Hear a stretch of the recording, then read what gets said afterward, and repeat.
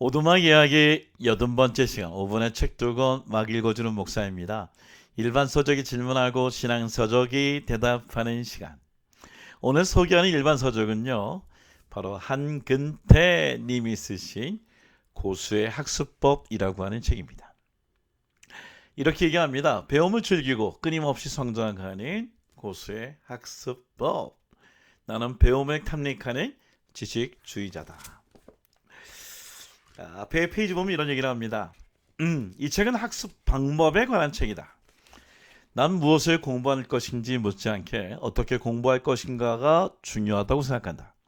학습 목표가 분명해도 학습 방법이 잘못되면 애만 쓰고 결과물이 나오지 않기 때문이다.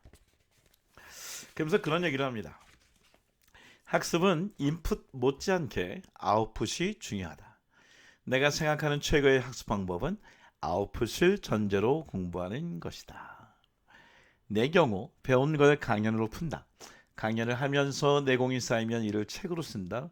쓴 책으로 독서 토론회 같은 걸 하면서 추가로 내용을 보강한다. 난 공부하는 게 제일 즐겁다. 책을 읽을 때에 아웃풋을 생각하면서 책을 읽어라 라고 얘기합니다. 그러면서 그런 얘기를 21페이지. 한 분야의 대가가 된다는 것은 한 분야만을 공부한 사람을 뜻하지 않는다. 땅을 깊게 파려면 넓게 파야 하듯이 깊게 파기 위해서는 내 분야만이 아닌 다른 분야에 대한 관심을 갖고 배우려고 노력해야 한다.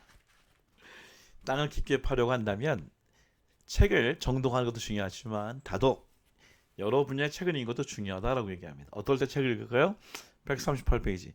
빅토르 위고는 진보를 위해서는 항상 위급한 상황이 필요했다.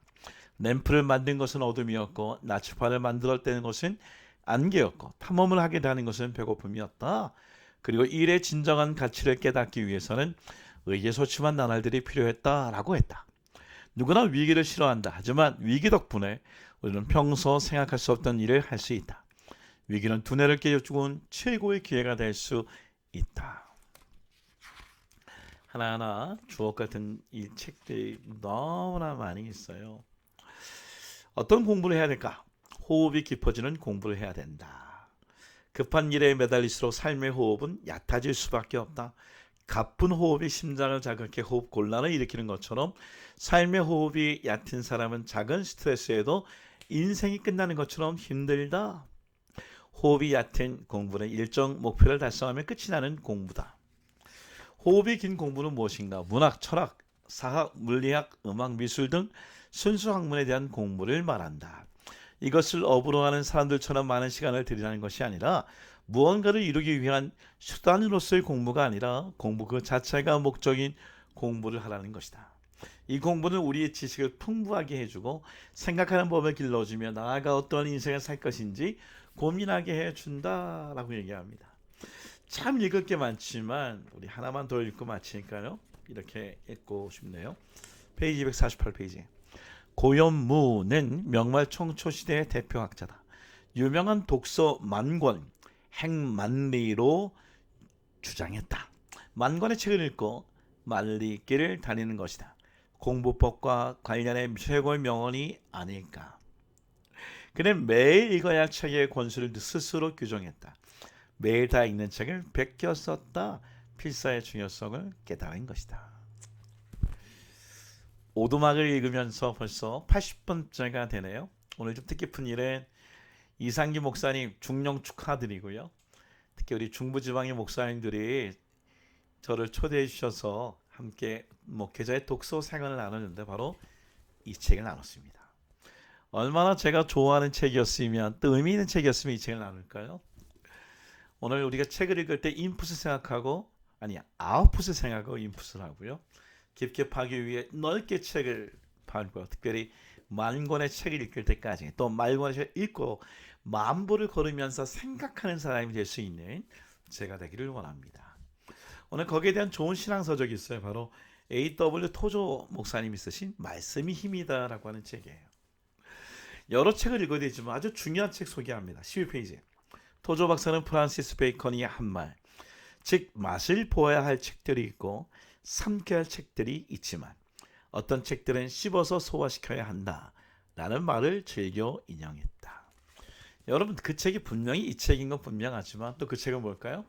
그래서 바로 성경책, 하나님의 말씀의 책이 아닐까 생각됩니다. 페이지 93페이지.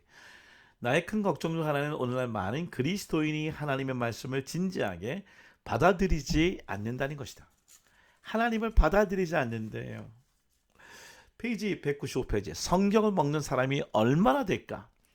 말씀에 대한 저항이 불가능할 때까지 성경을 먹어 몸 안으로 흡수하는 사람이 우리 중에 얼마나 될까? 날카롭게 지적하십니다. 페이지 197페이지. 대부분의 그리스도인의 문제는 두루마리를 먹지 않으려고 한다는 것이다. 두루마리를 조금씩 갉아 먹기는 하지만 삼키지는 않는다. 말씀을 듣지만 그 말씀에 사로잡히려 하지 않는다. 말씀을 자기 뜻대로 좌지우지하려 하고 그 말씀 앞에 무릎 꿇지 않는다. 여러분, 오늘 우리가 책을 읽을 때에 무엇을 읽어야 되고 왜 읽어도 중요하지만 어떻게 읽어야 할까도 참 중요한 것 같아요. 그냥 읽고 없어지는 책이 아니라 읽고 기억할 수 있는 책, 그렇게 인풋할 때에 아웃풋 할 수 있는 책, 그런 책을 읽는 독서, 생활 오늘 우리 꼭 필요하죠. 그중에 잊지 않을 꼭 읽어야 할 책이 있는데요. 바로 말씀이 책이다라고 하는 이 성경책입니다. 그 성경책은 삼키기만 하지 마시고요. 먹지도 마시고 계속 씹으면서 그 말씀의 삶이 될 수 있도록 그런 크리스찬 되기를 간절히 소망합니다. 샬롬.